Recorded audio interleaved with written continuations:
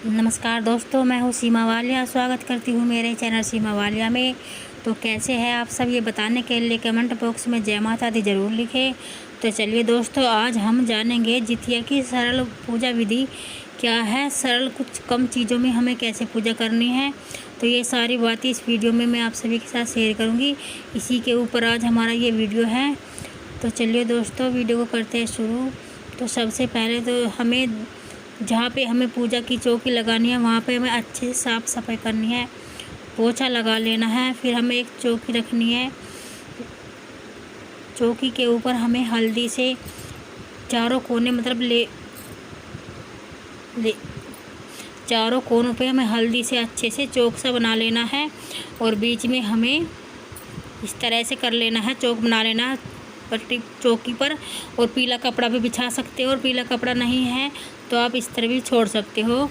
फिर वहाँ पे हमें फूल से सजाना है। फूल पर ही हमें कलश को आसन देना है, कलश की स्थापना करनी है। तो इसमें हमें कलश में 11 बार टीका लगाना है। गंगा जल से इसे साफ़ करके ही हमें उसमें शुद्ध जल भरना है। और जल भरने के बाद हम उसमें अक्षत, रोली, सिक्का और हल्दी की गांठ छोड़नी है। और जिनके पास जितिया है सोने की, तो वे सोने की ले सकते हैं। और जिनके पास वैसी है, जिनके जो बाज़ार से जितिया लाते हैं जिनमें गांठ लगी होती है, जिनके 2 बच्चे हैं तो वे 2 गांठ वाली जितिया ले सकते हैं। जिनके 3 बच्चे तो 3 गांठ वाली जितिया ले सकते हैं। और जिनके 4 है वो इस तरह से कर सकते हैं, 4 गांठ वाली जितिया ले सकते हैं। ठीक है। फिर हमें जितिया को कलश पर लपेट देना है। और कलश पर लपेटने के बाद हमें फिर दीपक जलाना है, क्योंकि दीपक ही पूजा का सबसे बड़ा प्रतीक होता है। फिर हमें दीपक के नीचे भी हमें फूल रखने हैं, फूल पर ही आसन देना है दीपक को। और फिर हमें जो फल फ्रूट है, जो पंचमेवा है, जो सीजनी फ्रूट है वे रखने हैं। ड्राई फ्रूट भी रख सकते हो आप। और हाथ में अक्षत और फूल लेकर हमें व्रत का संकल्प लेना है। और ये व्रत आश्विन महीने की कृष्ण पक्ष की अष्टमी तिथि को पड़ता है। और ये व्रत 6 अक्टूबर को दिन शुक्रवार को है। और इसमें कोई भी संशय नहीं है।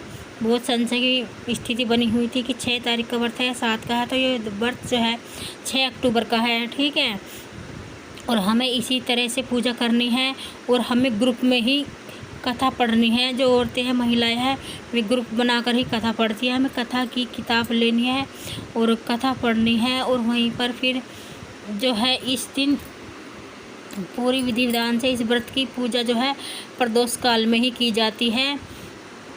शाम के समय प्रदोष काल में ही की जाती है पूजा। इस समय पूरे विधि विधान से प्रदोष काल में ही व्रत की पूजा की जाती है। और पूजा में हम जितवाहन भगवान का आह्वान करते हैं।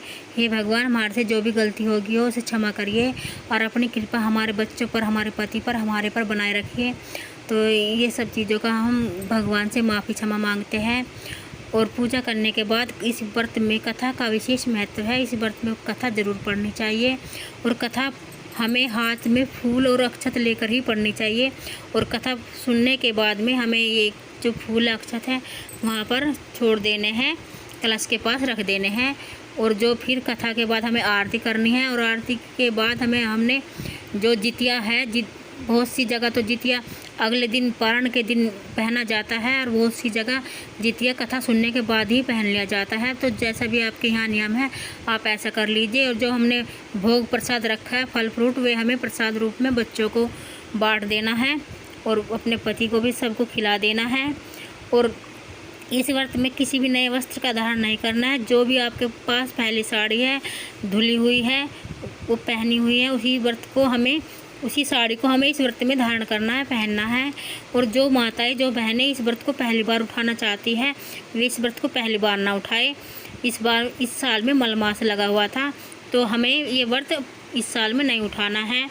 और इस व्रत की जो पूजा है वो प्रदोष काल में ही की जाती है। प्रदोष काल में ही की जाती है। पूजा का जो शुभ मुहूर्त है वो शाम में 6:22 से शुरू हो जाएगा और 8:48 तक रहेगा।